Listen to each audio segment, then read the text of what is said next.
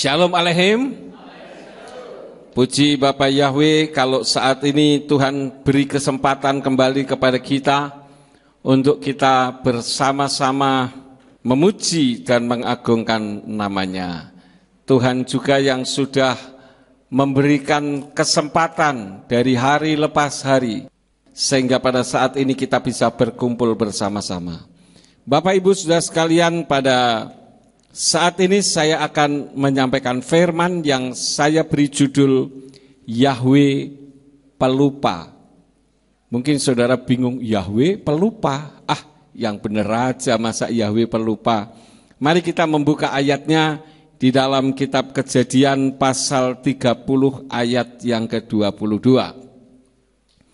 Kejadian 30 ayat yang ke-22 yang demikian bunyinya. Lalu Elohim mengingat Rachel, dan Elohim mendengarkan kepadanya, dan dia membuka kandungannya.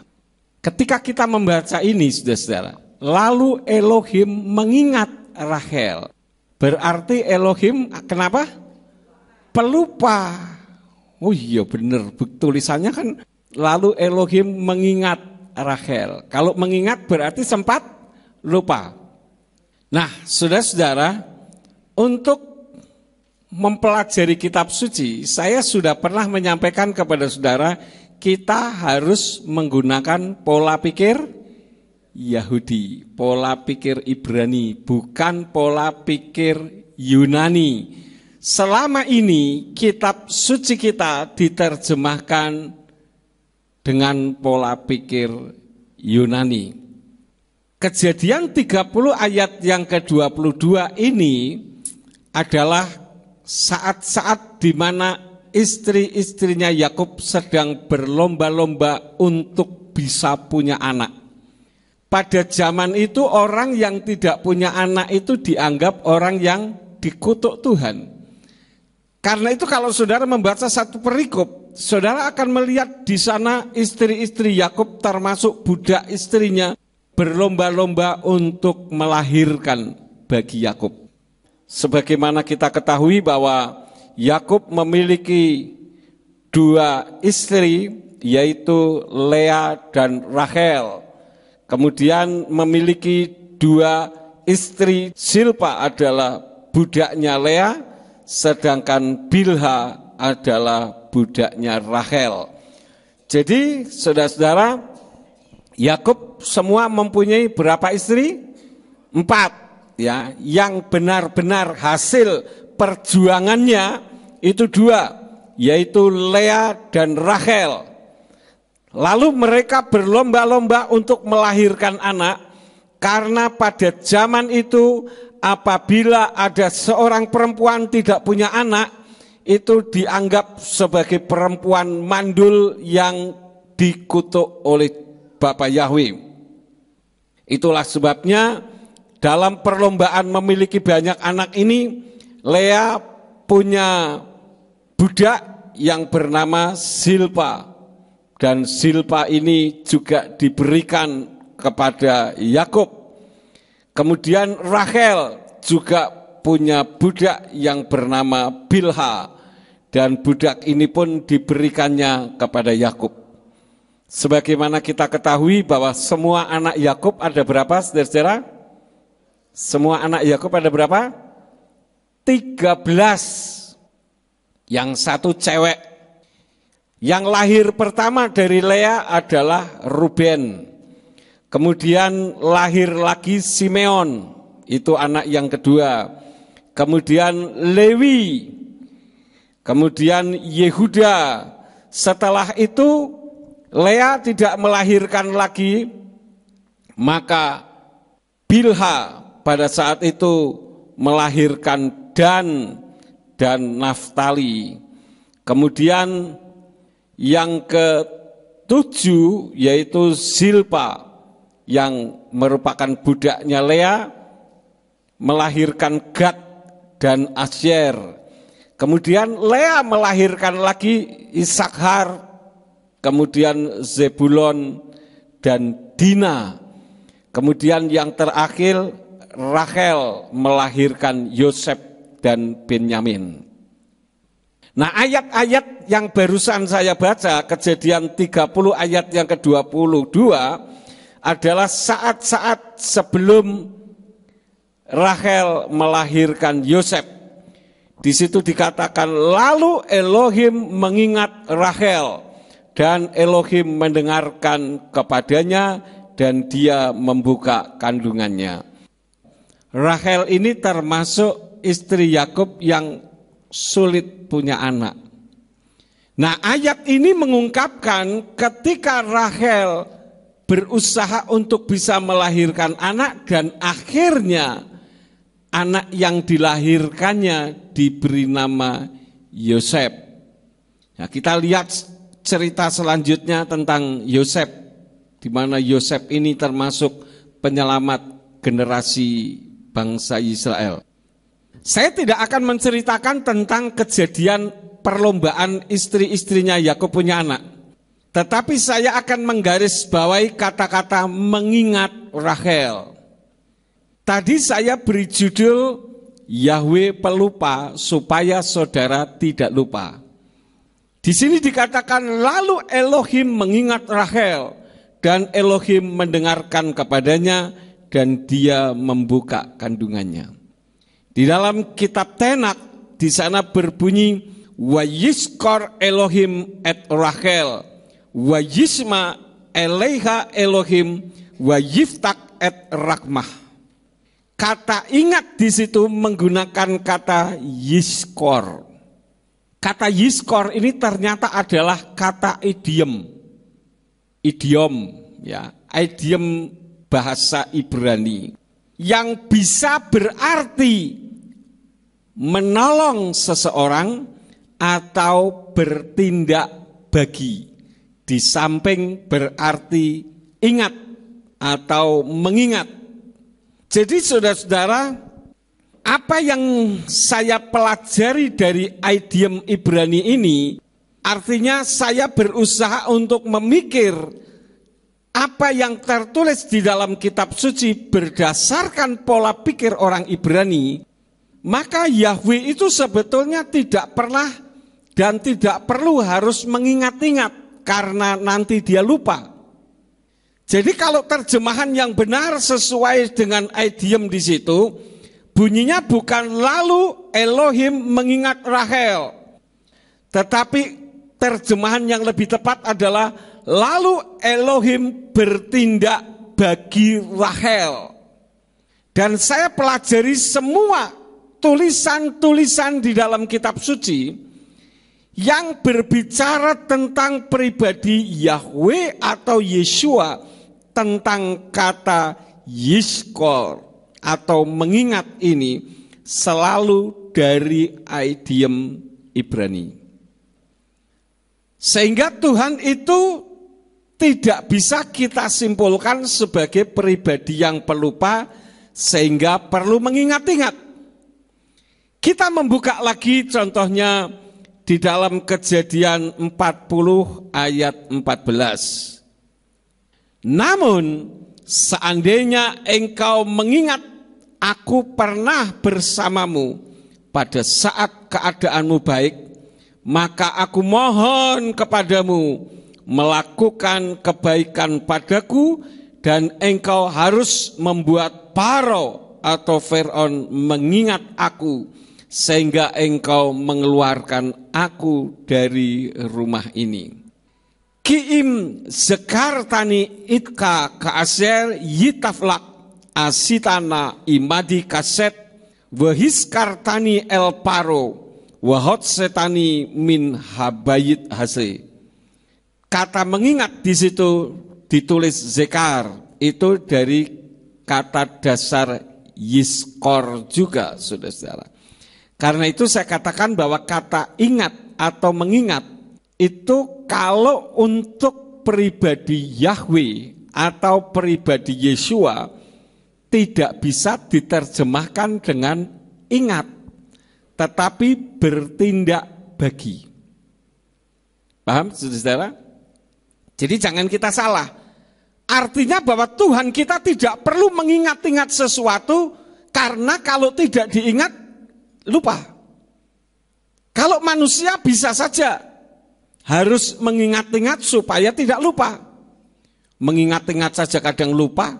Saya naruh sesuatu kadang, di mana ya tadi sudah saya bawa? Ternyata enggak ada. Pernah saya mau khotbah di Semarang pada zaman dulu itu, saya membawa kitab suci, saya bawa catatannya, semua sudah siap. Giliran berangkat ditinggal, saudara-saudara. Sehingga ketika sampai di tempat saya bingung, ini bagaimana? Untung apa yang akan saya sampaikan sudah di dalam otak saya semua. Sehingga saya tidak perlu menggunakan catatan, sudah bisa disampaikan semuanya. Bukan karena wah, saya mengandalkan Roh Kudus, enggak perlu ada catatan, pokoknya asal bunyi saja. Enggak bisa begitu, saudara. Itu nanti isi khotbahnya ngalor ngidul, ke kanan ke kiri enggak karu-karuan. Kalau ditanya khotbahnya apa, pokoknya bagus. Bagusnya di mana? Lucu. Isinya apa? Enggak ngerti. Nah, kenapa bisa seperti itu? Karena khotbahnya ngalor ngidul, enggak ada tujuannya. Karena itu setiap kali saya menyampaikan firman, saya selalu beri judul. Judulnya apa, selalu arahnya ke situ. Kita sedang membicarakan Yahweh pelupa. Dari ayat yang tadi saya baca, menggunakan idiom Ibrani, sudah terbukti bahwa itu bukan berarti Yahweh pelupa. Tetapi giliran Yahweh untuk melakukan sesuatu bagi Rahel. Paham, saudara? Kalau manusia sangat pelupa. Terkadang saya ngomong sama Bu Yakob, mana tadi kacamata saya? Ternyata dipakai, saudara. Kacamata dipakai, dicari. Jadi jawabnya apa? Lah itu apa yang sedang dipakai?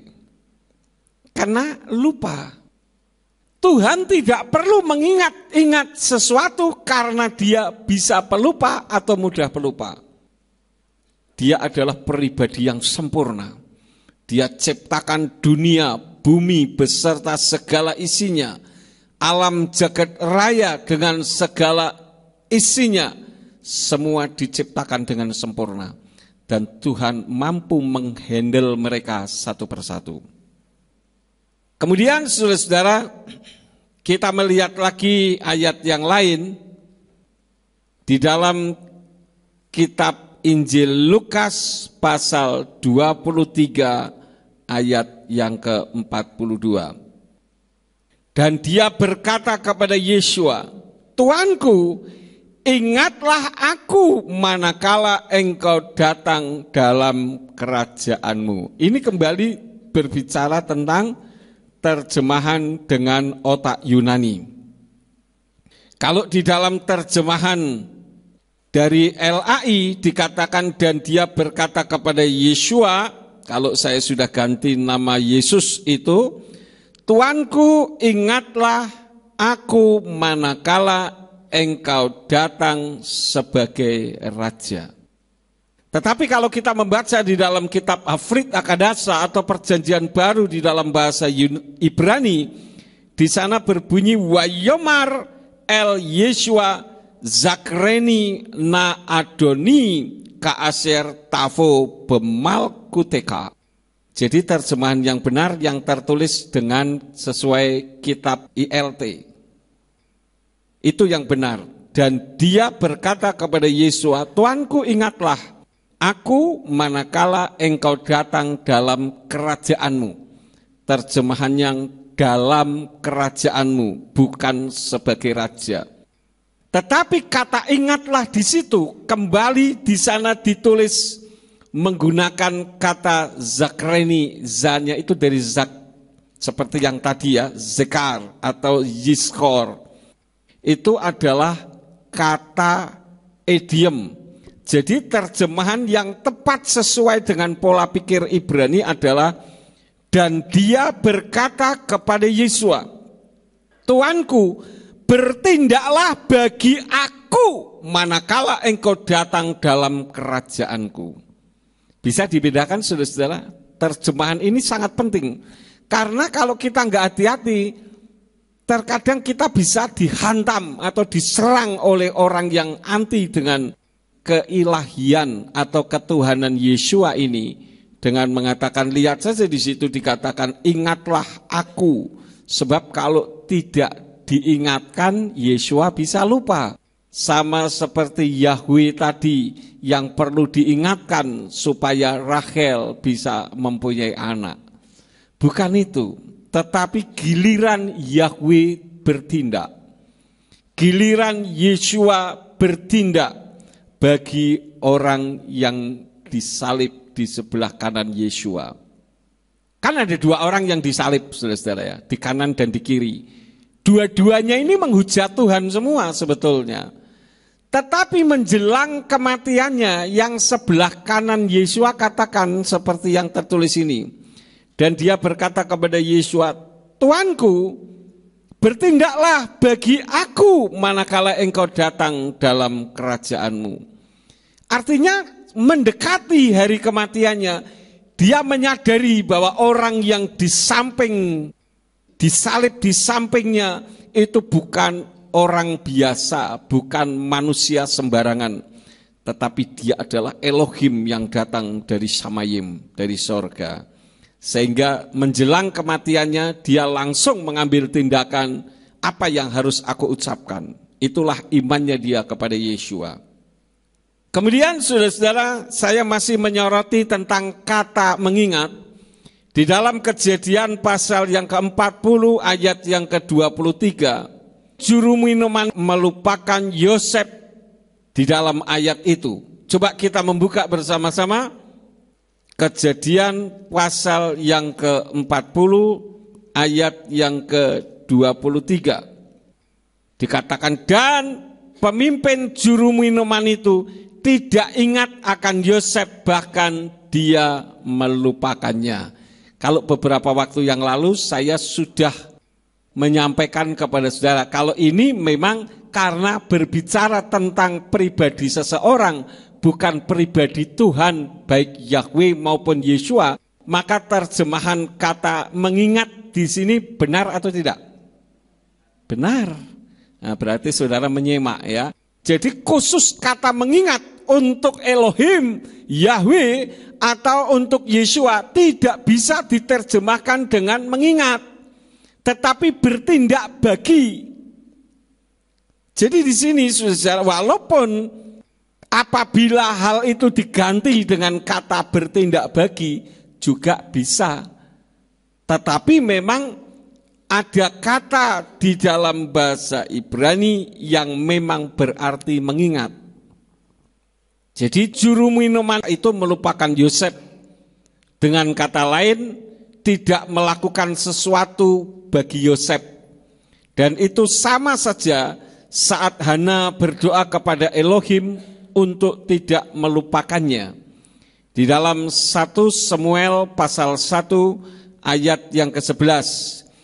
Dan dia mengucapkan sebuah nazar dan berkata, ya Yahweh Zebaot, jika engkau benar-benar akan memerhatikan penderitaan hambamu ini dan mau mengingat aku dan tidak melupakan hambamu ini dan mau memberikan kepada hambamu seorang anak laki-laki, maka aku akan memberikan kepada dia, kepada Yahweh seumur hidupnya, dan pisau cukur tidak akan menyentuh kepalanya.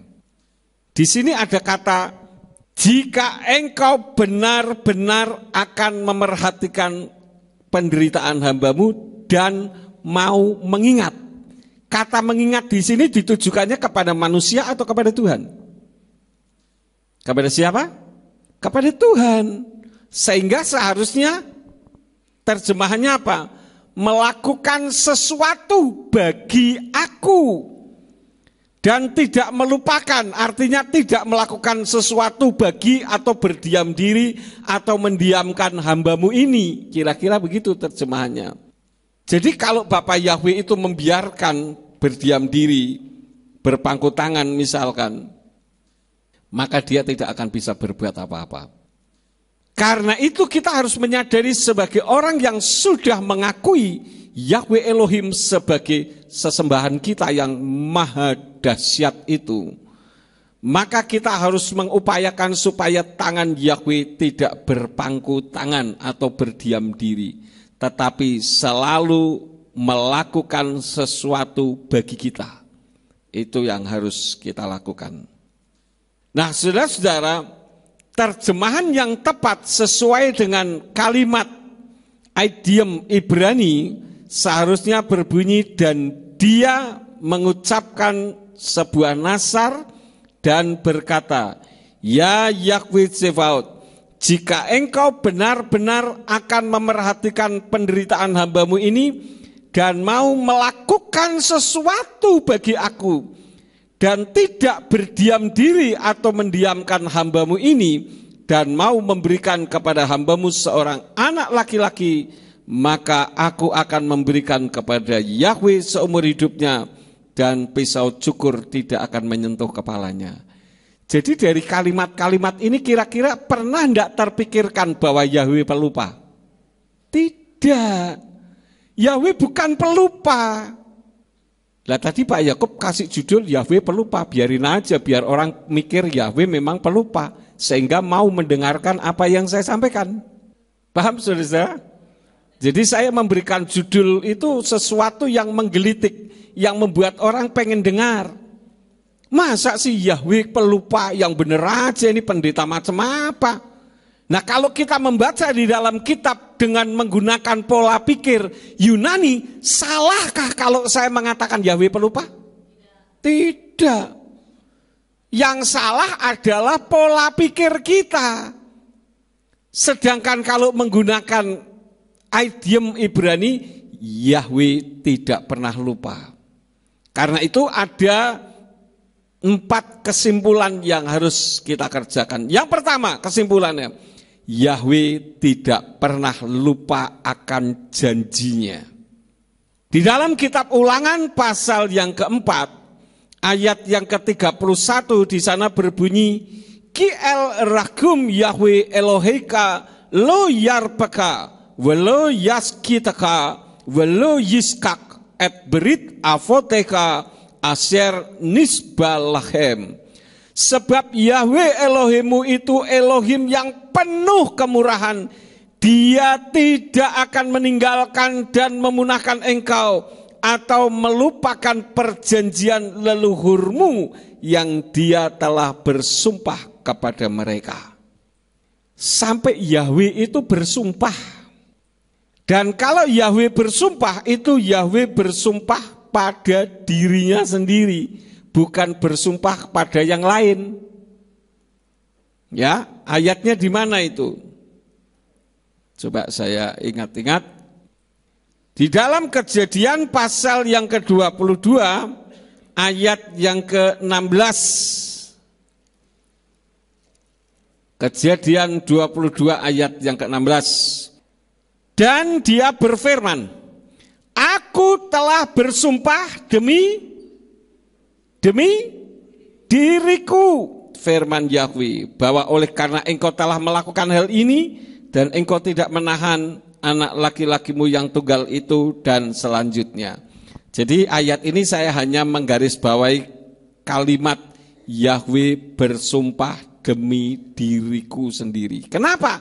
Karena tidak ada satu pribadi apapun yang melebihi Yahweh. Baik otoritasnya, baik namanya, baik kuasanya, semua ada di bawah Yahweh. Karena itu kitab suci katakan dia berkuasa di atas segala nama. Namun manusia justru dilarang untuk bersumpah.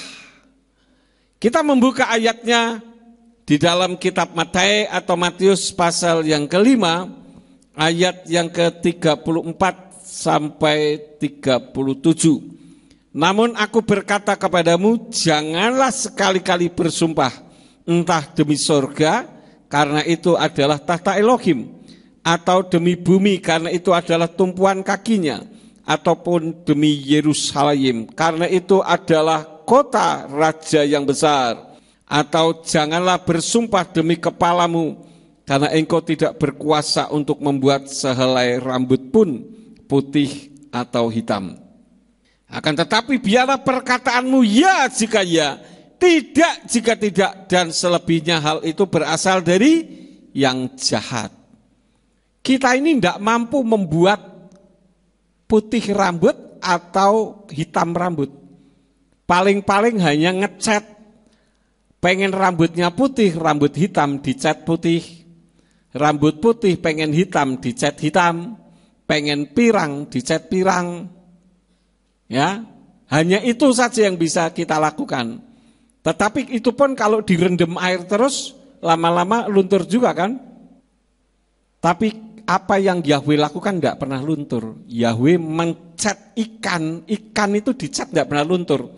Tiap hari berendam air, tidak luntur ikannya. Saya tidak pernah lihat tuh, saya beli ikan warna merah, 1 bulan kemudian loh kok warnanya jadi jambon, jadi orange, karena luntur. Baju yang mahal saja luntur, saudara-saudara. Tapi dicat oleh Yahweh tidak luntur. Cabai dicat sama Yahweh warna merah tidak luntur, saudara-saudara. Itulah kehebatan Bapa Yahweh bagi kita. Karena itu Yahweh mengajarkan kepada kita melalui Yeshua HaMashiach, jangan engkau bersumpah demi apapun. Kalau ya katakan ya, tidak katakan tidak. Lebih daripada itu berasal dari yang jahat. Jadi janji Yahweh itu tidak pernah lupa. Di dalam 2 Korintus 1 ayat yang ke-20, 2 Korintus 1 ayat yang ke-20 dikatakan, Uvokal haftakot Elohim emet wa amen al yadenu likvot Elohim. Sebab apapun juga janji Elohim, di dalamnya ada kebenaran dan amen untuk kemuliaan bagi Elohim melalui kita. Dikatakan haftakot Elohim emet wa amen. Emet itu kebenaran. Ya, sebab apapun juga janji Yahweh, janji Elohim, di dalamnya ada kebenaran dan amin. Artinya apa? Janjinya itu adalah janji yang tidak pernah tidak dilakukan. Cuman terkadang ketika Tuhan sedang melakukan janjinya, kita sudah meninggalkannya. Atau iman kita tidak sesuai standar untuk bisa meraih janji itu. Paham saudara-saudara? Karena itu saya katakan kalau untuk meraih janji Tuhan, jangan kita ini mendahului waktu Tuhan atau berlambat-lambat. Seperti ada benda yang sedang bergerak dari sebelah kanan saya menuju ke kiri. Kemudian ada benda yang jatuh dari atas ke bawah. Kalau berlambat-lambat, bendanya sudah jatuh, belum nyampe. Kalau terlalu cepat, kita sudah lewat, bendanya belum jatuh. Hasilnya apa? Kecewa. Hasilnya kecewa. Karena itu banyak umat Nasrani yang kecewa. Karena tidak memahami istilah Yunaninya kairos atau waktu Tuhan. Nunggu doa dikabulkan, tidak dikabulkan marah. Padahal memang benda itu belum sampai, tetapi sedang OTW istilah sekarang ini ya, sedang on the way, sedang OTW jatuh ke bawah, belum nyampe kitanya sudah lari. Ya yang dapat siapa? Orang lain. Karena itu membutuhkan kesetiaan. Jadi Yahweh juga tidak lupa akan janji kedatangan Yeshua HaMashiach untuk yang kedua kali. Kelihatannya kan sepertinya Yeshua kapan dia datang? Nah, ini sangat diharapkan bagi orang-orang yang hidupnya putus asa. Wah, hidupku kok susah gini ya. Ya sudahlah, Tuhan kapan datang lebih cepat lebih baik. Tapi kalau orang yang hidup mengarungi kehidupan ini dengan optimis, mengarungi kehidupan dengan gairah bersama Bapa Yahweh, tidak perlu menunggu kedatangan Yeshua, lakukan saja kehidupan dengan sebaik-baiknya, tidak melanggar aturan firman, nanti tiba-tiba Yeshua datang kita tidak tahu. Daripada kita duduk termangu-mangu, kapan Tuhan engkau datang, saya hidup senang daripada di dunia ini susah saya. Ini orang yang putus asa. Dan saya ingatkan kepada saudara bahwa sebetulnya janji Tuhan itu seperti gravitasi. Paham? Tahu gravitasi, saudara? Gravitasi itu daya tarik bumi. Segala benda yang kita lempar ke atas dia pasti akan turun ke bawah. Dan apabila kita melakukan kebenaran firman, janji itu pasti akan terjadi atas kita. Nanti kita akan sampai ke situ. Ini yang pertama. Yang kedua, kalau Yahweh tidak pernah melupakan kita, maka kita pun jangan melupakannya. Itu yang Yahweh ingin, saudara-saudara. Coba kita membuka di dalam kitab Ulangan pasal yang ke-6. Ulangan pasal yang ke-6, ayat 12 sampai ayat 15. Berhati-hatilah supaya engkau jangan melupakan Yahweh yang telah membawa engkau keluar dari tanah Mitsraim, dari rumah perbudakan. Engkau harus takut kepada Yahweh Elohimmu. Engkau harus beribadah kepada Dia dan engkau harus bersumpah demi namanya. Janganlah kamu mengikuti sesembahan-sesembahan lain dari antara sesembahan bangsa-bangsa yang ada di sekelilingmu. Sebab Yahweh Elohimmu adalah Elohim yang cemburu di tengah-tengahmu, supaya murka Yahweh Elohim tidak membakar dan membinasakan engkau dari muka bumi. Di sini Mose mengajar bangsa Israel waktu itu untuk bersumpah demi Yahweh. Kenapa pada saat itu menggunakan istilah itu? Karena kasih karunia pada saat itu belum dicurahkan secara langsung. Tetapi semua orang harus mendengar peraturan Yahweh, dan kalau tidak melakukan peraturan Yahweh atau melanggarnya berarti dia akan kena sanksi. Karena itu orang yang tidak tahu dikatakan bahwa Yahweh itu kejam, Yahweh itu jahat. Padahal tidak, karena Yahweh sudah memberi perintah, jangan lakukan. Kalau tidak melakukan, tidak akan kena sanksi. Ketika Yahweh mengatakan jangan melakukan. Tetapi ketika Yahweh katakan lakukan dan orang itu melakukan, maka berkat-berkatnya akan turun. Jadi jangan kita menyangka bahwa kasih karunia itu hanya ada di dalam perjanjian baru. Di perjanjian lama pun ada kasih karunia. Cuman di perjanjian lama itu yang lebih di blow up, yang lebih dimunculkan, ya, yang lebih ditiup ke atas. Itu hanya lebih banyak tentang peraturan Yahweh yang dilanggar oleh umat-umatnya. Sehingga orang yang tidak paham ini akan berpikir Yahweh itu kejam. Yahweh tidak pernah kejam. Justru kita yang seringkali kejam karena melupakannya. Yang membawa keluar bangsa Israel dari Mitsraim menuju ke tanah perjanjian itu Yahweh. Tetapi mereka sering melupakannya. Sampai satu generasi bangsa Israel lupa dan tidak ingat siapa Yahweh itu. Kita pun seringkali begitu, saudara-saudara. Bapa Yahweh sudah menyelamatkan kita dari perbudakan. Orang yang belum menerima nama Yahweh itu selalu ada di bawah penindasan perbudakan. Coba saja untuk meninggalkan satu sebutan di dalam Nasrani yang selama ini akibat kesalahan penerjemahan. Dan nama pribadi lain tetap terikat mati-matian di situ. Ini adalah perbudakan. Tetapi seringkali kita justru melupakan Bapa Yahweh yang membebaskannya. Coba misalkan saudara punya anak, saudara memberi makan anak setiap hari. Saudara didik dia, saudara kasih minum, saudara kasih sayang yang luar biasa kepada anak saudara. Tetapi anak saudara tidak pernah berterima kasih kepada saudara. Betapa menyakitkan hati kita, betul? Lebih menyakitkan lagi terima kasihnya sama tetangga yang tidak pernah memberi makan. Nah ini kan aneh, saudara-saudara. Itulah yang kita lakukan selama ini. Karena itu Tuhan menghendaki supaya kita jangan jadi anak durhaka. Anak durhaka adalah anak yang tidak mengakui orang tuanya. Di dalam kitab Matius pasal yang ke-7 atau Matius pasal yang ke-7 ayat yang ke-21 Di sana dengan jelas dikatakan, bukan setiap orang yang berkata kepadaku Tuhan, Tuhan, dia akan masuk ke dalam kerajaan sorga atau samayim, melainkan dia yang melakukan kehendak Bapakku.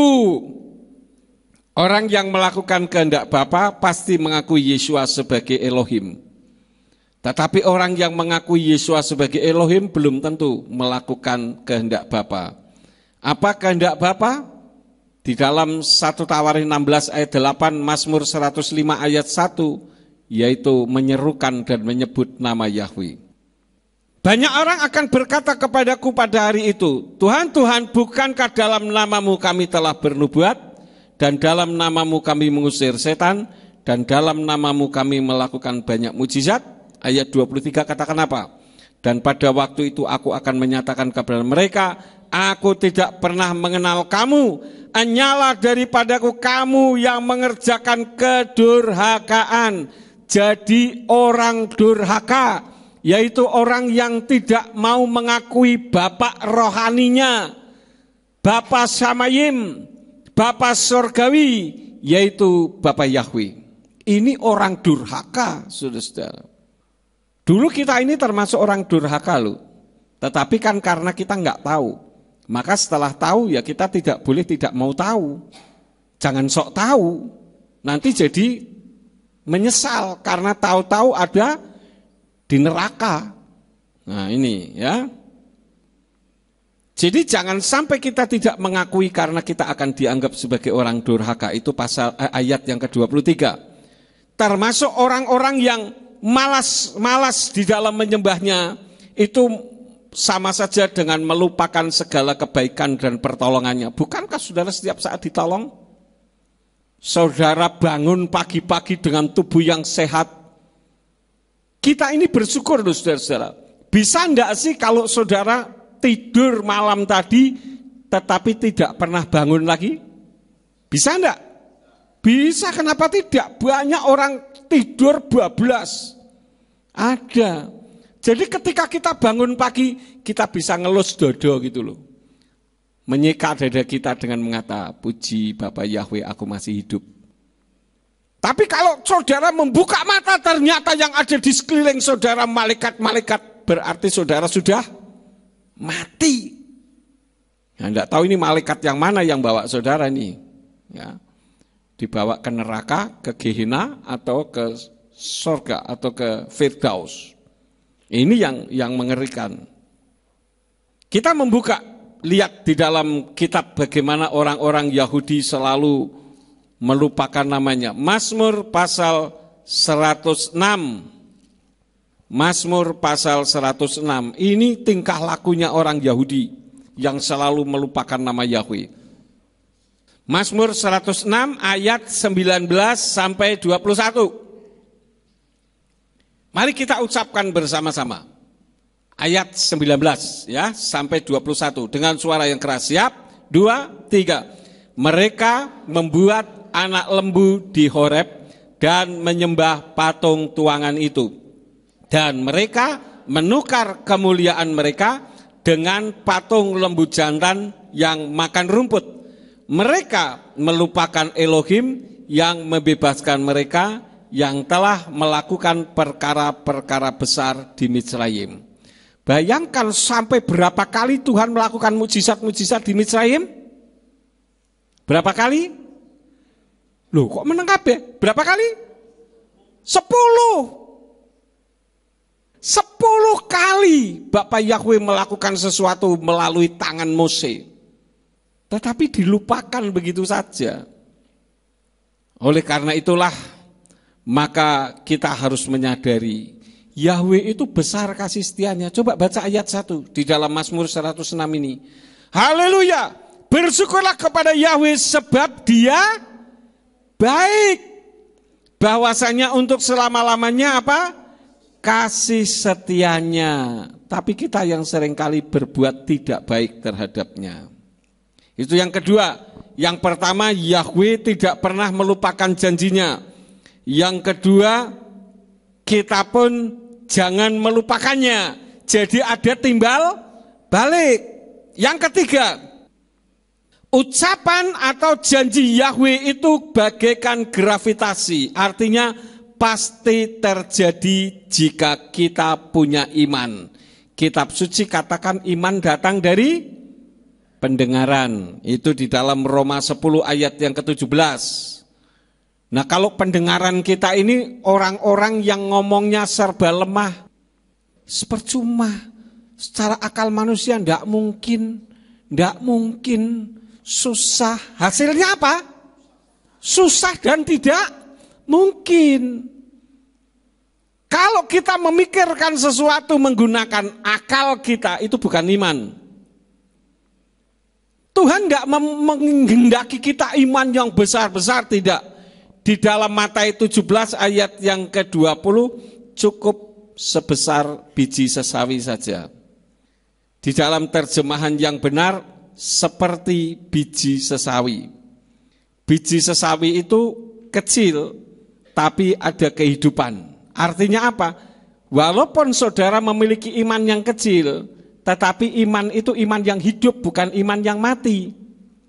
Saya sudah pernah menceritakan tentang kejadian di sebuah kota kecil di Amerika yang pendeta menghendaki turun hujan. Masih ingat? Masih ya, kalau masih saya tidak perlu ceritakan lagi. Nah, itu yang disebut dengan iman yang hidup. Belajar dari anak kecil. Ketika anak kecil mendengar pendetanya mengatakan, nanti malam kita berdoa minta hujan. Dia datang bawa payung, sedangkan yang lain datang dengan tangan kosong. Lah kalau hujan benar pulangnya gimana? Itu orang tidak punya iman. Jadi iman itu tidak boleh dipikir dengan akal, harus dilihat dengan mata rohani kita, mata roh, dimensi keempat. Markus pasal yang ke-11 ayat yang ke-24. Apa saja yang kamu minta dan doakan, percayalah bahwa kamu sudah atau telah menerimanya, maka hal itu akan diberikan kepadamu. Jadi pada saat berdoa sudah dapat atau belum? Belum, kok sudah piye? Belum, tetapi berlaku seolah-olah sudah dapat. Kan di situ dikatakan apa saja yang kamu minta dan doakan, percayalah bahwa kamu telah menerimanya, maka hal itu akan. Kalau akan itu berarti belum. Ya, seperti tadi pujian tuh ada yang salah tuh, Saudara. Ku akan memujimu. Lah, ini ngapain? Kan sedang memuji, bukan akan. Ngerti maksudnya? Ku sedang memujimu. Ah, itu bener. Kok akan? Lah, ini ngapain? Ngerti maksudnya? Nah, itu. Revisi sedikit ya, supaya lebih jelas. Jadi iman itu bukti dari yang tidak kelihatan. Jadi belum apa-apa sudah dibuktikan dalam dimensi keempat kita. Ibrani 11 ayat 1. Nah, mampu enggak kita? Itu hal yang ketiga. Itu tentang masalah iman yang seperti biji sesawi. Coba kita membuka ayatnya dulu ya. Markus pasal yang keempat, ayat yang ke-31 dan 32. Seperti biji sesawi yang ketika ditaburkan di atas tanah, dia adalah yang lebih kecil daripada segala biji-bijian di bumi. Dan ketika dia ditaburkan, dia bertumbuh dan menjadi lebih besar daripada semua tanaman lainnya. Dan dia menumbuhkan cabang-cabang besar sehingga memungkinkan burung-burung di langit bersarang di bawah naungannya. Jadi ketika sedang memiliki iman, iman itu bukan iman coba-coba, tetapi keyakinan betul bahwa apa yang kita taruh di dalam alam pikiran rohani kita itu akan betul menjadi nyata, maka hal itu akan terjadi. Simpel saja sebetulnya. Saya kalau mendoakan orang, saudara, saya tidak memiliki peran apapun. Saya doakan yang ada di alam pikiran saya, orang yang saya doakan sembuh, selesai. Masalah sembuh dan tidak bukan urusan saya, tapi saya hanya menciptakan dalam dimensi saya saya doakan sembuh, sudah gitu saja. Kalau enggak, bukan urusan saya. Jangan didoakan, mau orangnya malah mati. Waduh, ciloko ini.